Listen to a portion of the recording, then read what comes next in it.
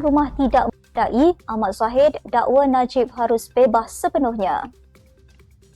Akmal Saleh yakin peluang Najib jalani tahanan rumah semakin hampir. Hakim pertikai ketiadaan surat daripada AGC cabar permohonan rayuan Najib. Syahidan Kasim persoal UMNO yang bertindak batal Perhimpunan Solidariti. Pemuda PAS akan lapor polis desak siasat pengkhianat yang didakwa sembunyi titah adanda. Dan pemuda MCA sertai Akmal Saleh hadir ke Perhimpunan Solidariti.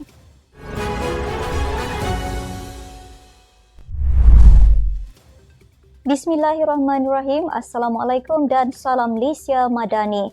Bersama saya Asma Ismail dalam Nextstep News edisi Extra.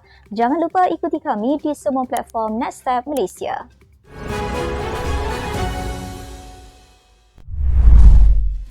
Presiden UMNO Ahmad Zahid Hamidi berkata, Najib Razak harus diberikan kebebasan sepenuhnya.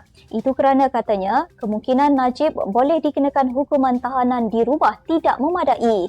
Katanya dalam satu kenyataan, UMNO memohon ihsan, kebijaksanaan dan keadilan ke bawah Duli Yang Maha Mulia Sri Paduka Baginda yang di-Pertuan Agong untuk memberikan pengampunan penuh buat Najib selaras kuasa prerogatif Baginda di bawah peruntukan perkara 42-1 dan -2 Perlembagaan Persekutuan. Ia selepas Mahkamah Rayuan hari ini membenarkan rayuan Najib untuk memulakan semakan kehakiman di Mahkamah Tinggi bagi memaksa kerajaan menguatkuasakan titah yang didakwa oleh Yang di-Pertuan Agong sebelum ini yang membolehkan Najib ditahan di rumah.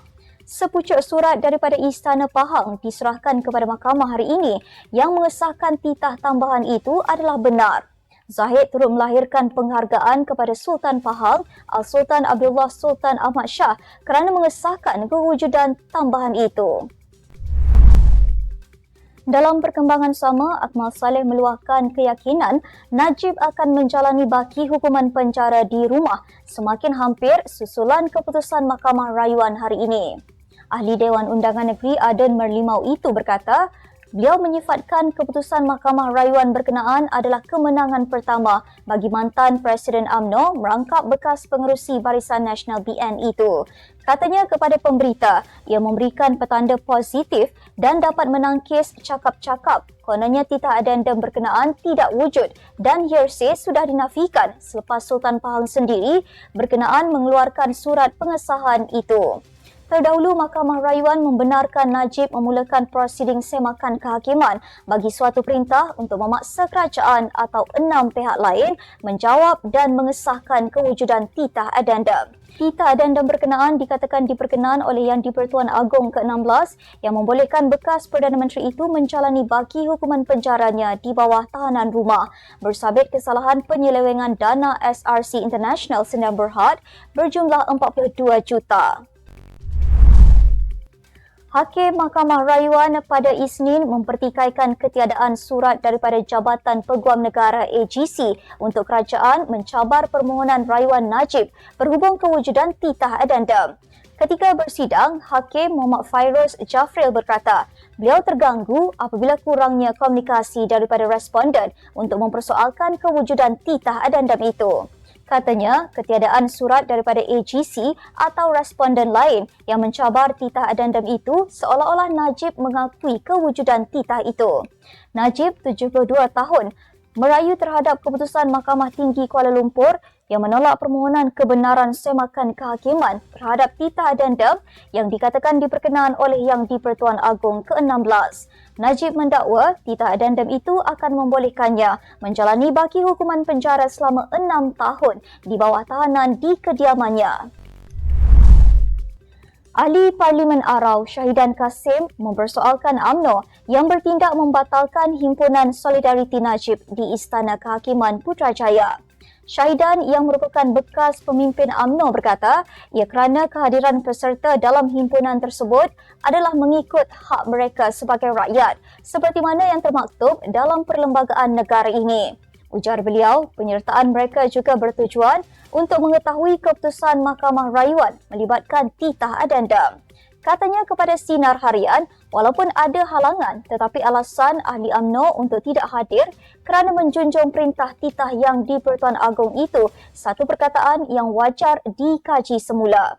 Yang di-Pertuan Agong tidak suruh untuk menghentikan himpunan dan baginda cuma memberitahu prosedur perlembagaan. Istana Negara dalam satu kenyataan pada Sabtu memaklumkan bahawa cadangan supaya mana-mana banduan diberikan keampunan atau pengurangan hukuman hendaklah dikemukakan banduan terbabit untuk dipertimbangkan oleh lembaga pengampunan yang dipengerusikan Yang di-Pertuan Agong pada mesyuarat akan datang. Pemuda PAS seluruh negara akan membuat laporan polis mendesak siasatan dilakukan terhadap pengkhianat yang didakwa menyembunyikan titah adendum Najib Razak. Bercakap kepada media, Ketua Penerangan Khairul Nazir Helmi Azhar berkata, tindakan itu susulan keputusan Mahkamah Rayuan hari ini membenarkan bekas Perdana Menteri memulakan prosiding semakan kehakiman bagi membuktikan kewujudan titah adendum yang membenarkannya menjalani baki tempoh penjara di bawah tahanan rumah. Katanya, bukti itu dikuatkan lagi apabila surat Istana Pahang mengesahkan kesahihan dan kewujudan titah adendum daripada Sultan Pahang yang merupakan Yang di-Pertuan Agong ke-16 di mana salinannya turut dijadikan afidavit di Mahkamah Rayuan. Katanya, Pemuda PAS akan kerah seluruh jentera di peringkat negeri dan kawasan untuk membuat laporan polis terhadap mana-mana pihak yang cuba menyembunyikan titah itu. Pihaknya akan menggesa pihak berkuasa membuat siasatan lanjut untuk mencari siapa pengkhianat kerana tindakan itu satu pengkhianatan bagi sebuah titah oleh seorang yang berkuasa yang menjaga negara. Terdahulu, Mahkamah Rayuan dalam keputusan majoriti 2-1 membenarkan Najib memulakan prosiding semakan kehakiman bagi membuktikan kewujudan titah adendum yang membenarkannya menjalani baki tempoh penjara di bawah tahanan rumah. Apa guna kepuk di ladang kalau tidak berisi padi? Apa guna jawatan disandang kalau tidak berani mati?